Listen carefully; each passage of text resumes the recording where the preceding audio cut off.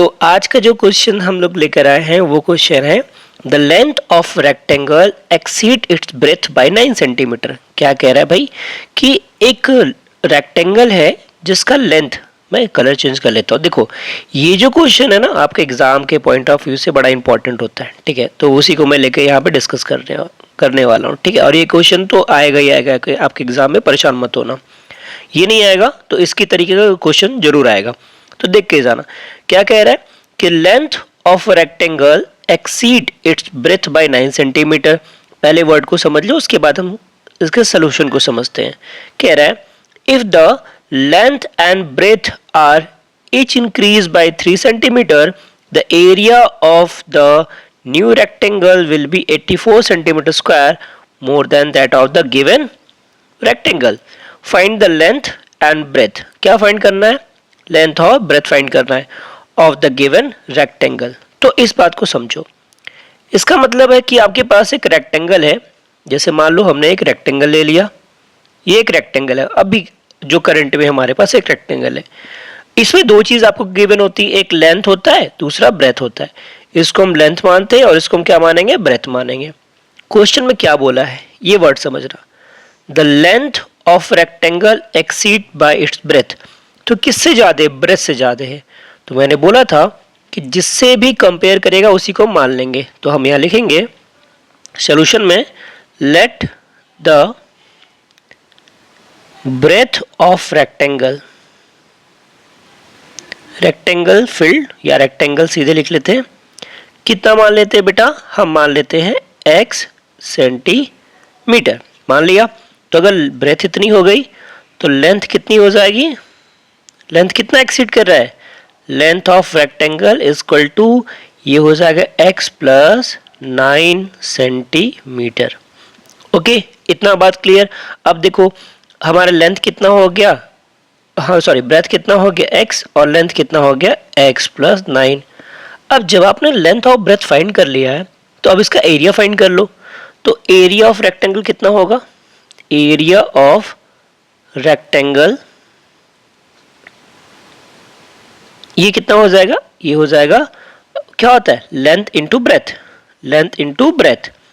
तो लेंथ की वैल्यू है x, ब्रेथ की वैल्यू है x प्लस 9। तो इसको आप इतने ही रहने देना, x प्लस 9 रहने दो, या फिर कर दो, कोई दिक्कत नहीं। क्या हो जाएगा? ये हो जाएगा एक्स स्क्वायर प्लस 9x। ये जो आया है यह है सेंटीमीटर स्क्वायर। अब दूसरा केस देखो बेटा, यहाँ पे सेकंड केस में क्या कह रहा है कि अब ये जो रेक्टेंगल आपका है, इस रेक्टेंगल में क्या किया गया है कि इसके लेंथ और ब्रेथ दोनों को बढ़ा दिया गया है। मतलब कुछ ऐसे, यानी पहले जो x प्लस, क्या कह रहे हैं यहाँ देखो, if the length and breadth of each increase by 3 centimetre, यानी पहले था x प्लस 9, इसको 3 सेंटीमीटर और बढ़ा दिया तो कितना हो गया? x प्लस 12 हो गया। और ये जो b जो आपका x था अब वो x प्लस 3 हो जाएगा, ये हो गया है। तो इसको भी हम ऐसे समझते हैं। Now new length, new length हो जाएगी ना, न्यू लेंथ कितनी हो जाएगी? ये हो जाएगी x plus 12 centimetre, x plus 12 centimetre. और ब्रेथ कितनी हो जाएगी? ब्रेथ आपकी हो जाएगी x प्लस 3 सेंटीमीटर। बोलो इतनी बात समझ में आई बेटा? बहुत बढ़िया। अब इतनी बात समझ में आ गई तो न्यू एरिया निकाल लो, न्यू एरिया। अब न्यू एरिया कितना हो जाएगा? ये हो जाएगा लेंथ इंटू ब्रेथ, मतलब x plus 12 multiply by x plus 3। अब इसका जब मल्टीप्लाई करेंगे तो x का मल्टीप्लाई पहले करेंगे हम x प्लस 3 में, फिर 12 का मल्टीप्लाई करेंगे x प्लस 3 में। तो यह आ जाएगा x square plus 3x plus 12x plus 12 3 जा 36। तो यहाँ साइड में देख लो बाकी सोल्यूशन।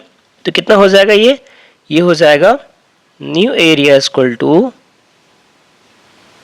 ये एक्स स्क्वायर तो एक्स स्क्वायर ही रहेगा, प्लस यहाँ देखो 3x 12x कितना हो जाएगा? 15x plus 36। अब यहाँ समझना, इतनी सारी बातें हो गई। तो अब क्या कह रहा है, जो नया एरिया है, area of the new rectangle, जो नया रेक्टेंगल बना उसका एरिया कह रहा है 84 centimetre more than that of the given rectangle. यानी जो इन दोनों का एरिया में डिफरेंस है वो कितने का है, 84 का है। तो हम बोल सकते हैं, मान लो हमने इसको A1 दे दिया और इसको हमने A2 दे दिया, तो यहाँ लिखेंगे according to question, according to question A2 minus A1 कितने का डिफरेंस है, 84 सेंटीमीटर स्क्वायर का डिफरेंस है। बस इतना ही करना था बेटा आपको। अब A2 की वैल्यू देखो, ये रहा आपका, तो यहाँ रख दो इसको, एक्स स्क्वायर प्लस 15x और प्लस 36, माइनस लगा देंगे, माइनस के बाद इसको लिख देंगे, तो ये कितना है आपका, x square plus 9x equal to 84 हो गया ना। अब ब्रैकेट ओपन कर दो, तो ये हो जाएगा x square plus 15x plus 36। देखो बच्चों, ब्रैकेट के बाहर अगर माइनस होता है तो अंदर का साइन चेंज हो जाता है, तो ये हो जाएगा x square minus 9x equal to 84। अब देखो ये तो ये से निपट गया। अब यहाँ फिर है 15x में से 9x जाएगा, कितना आएगा, तो ये आएगा 6x प्लस 36 इक्वल टू 84।